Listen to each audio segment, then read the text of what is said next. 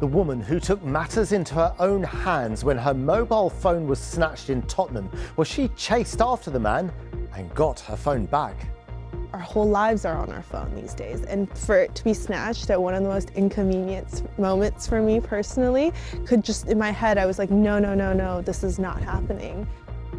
We'll hear the full story, also on the programme this evening. Drones under the Christmas tree, but not over the runway. A warning from the boss of Gatwick Airport about their no-fly zone. We meet the family whose home was destroyed in a fire last week and were forced to flee with just the clothes on their back. And I'm in Trafalgar Square with the Metropolitan Police Choir as they serenade Londoners this evening. A 26-year-old man from Enfield has pleaded not guilty to murdering the wife of BBC commentator John Hunt, and two of their daughters, Carol Hunt, Hannah and Louise, died in a crossbow attack at their home in Bushey in July. Carl Clifford was also charged with a rape of Louise Hunt, but has not yet given a plea. The government has delayed its decision to expand Luton Airport. The airport's owners, Luton Rising, want to almost double its capacity to over 30 million passengers a year. The Department for Transport says the decision has been pushed back to April in order to allow more time to consider the application. Thames Water are set to increase bills by more than a third. After a difficult year, we'll hear what that means for customers. Now, it's been another difficult year for Thames Water. Continued criticism of sewage released in the Thames and the poor overall quality of water. In response, the company has argued it needs more money to improve things.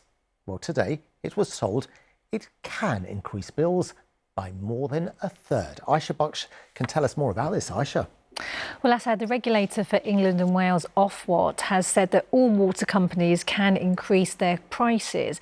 Earlier this year, Ofwat said that they had proposed that the increases are lower, but actually the amounts that we are going to see are lower than the amounts the water companies themselves had requested. And these bills are over a period of 5 years. Let's look at Thames Water, as you say, which covers the London home counties, the UK's biggest water company.